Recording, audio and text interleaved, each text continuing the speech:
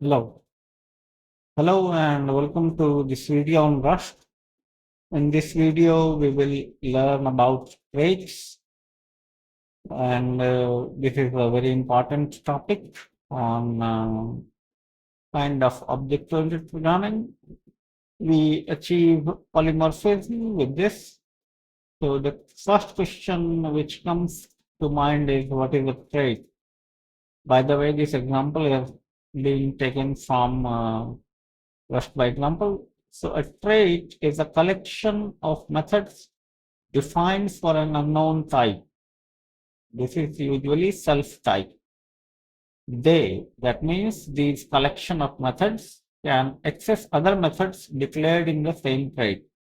Traits can be implemented for any data type.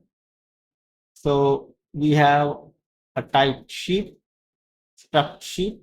It has two attributes, a boolean naked and a static string name.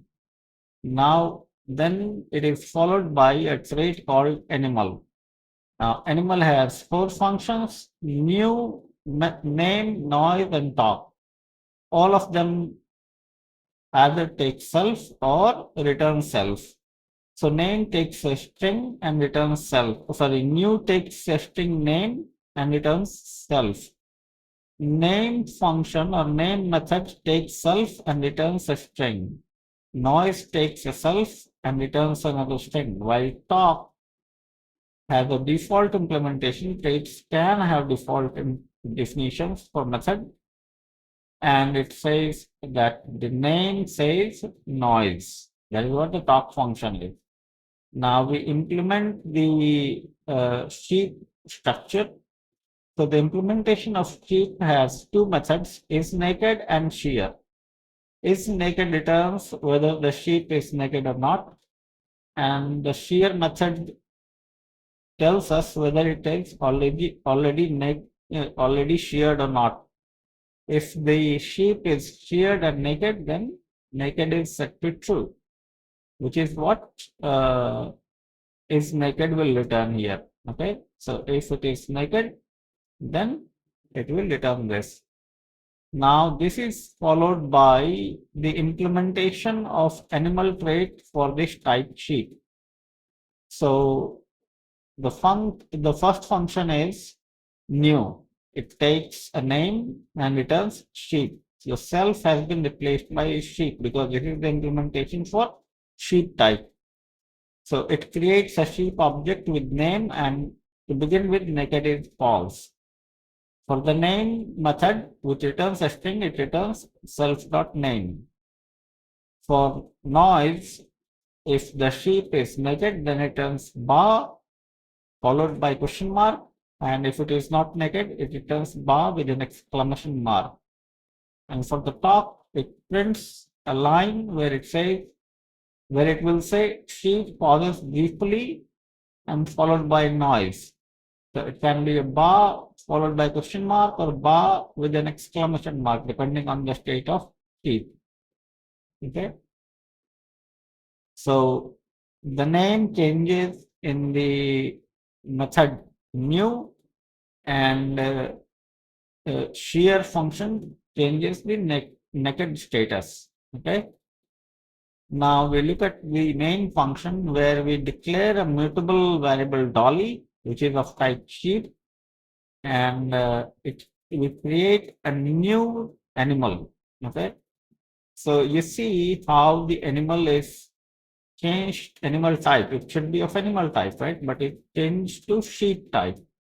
That means sheep implements the trait animal. So this is the kind of polymorphism you achieve. Okay? By implementing a trait, an animal can now behave like a sheep. So in some sense, an animal is kind of abstract base class, and sheep is a concrete class. Now we call talk function, then shear, and then talk again.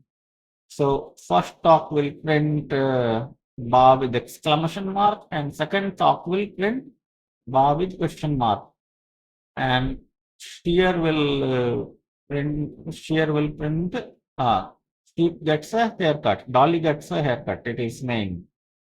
So we run this and we see whether our output is correct or not. So first is Dolly pauses briefly and it prints bar with exclamation mark because is naked is false here. And then Dolly gets a haircut in the shear function, and then again Dolly pauses briefly and says bar with exclamation mark. Now, as you can see, that type annotation is mandatory here. The reason is animal is a trait, okay? But the self type, or so for example, if you see this block of code, so for this trait, it is known that these are the methods. Even if you give body, the self is unknown. That is the type on which the methods are supposed to act are unknown. That comes clear over here. Okay, when we implement the animal trait for sheep, then the type is unknown.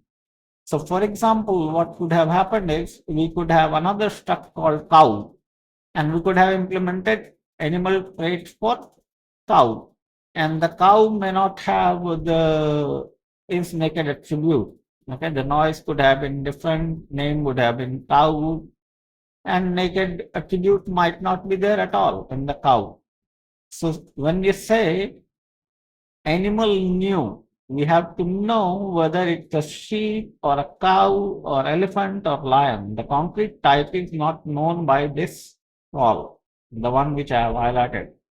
The concrete type is not known from this.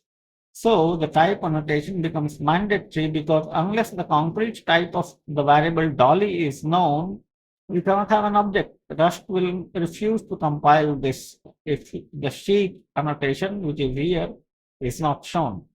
For example, if you uncomment this and you'll see this, so it says type must be known at this point. Consider giving Dolly an explicit type. So as I explained, the animal trait self is an unknown type as we have shown in the beginning. Trait is a collection of methods defined for an unknown type self. Therefore, the type just by virtue of this is unknown. The type is known by this connotation. So we have seen this program in running, and this is how polymorphism is achieved. An animal can be sheep, an animal can be cow, an animal can be elephant, lion, hyena, wolf, whatever you want, it can do that. So basically, you define a set of functions, then you implement that trait for a type. Type can be a class. So you have a class for which you implement a set of methods, and based on those methods, the behavior of the class is determined.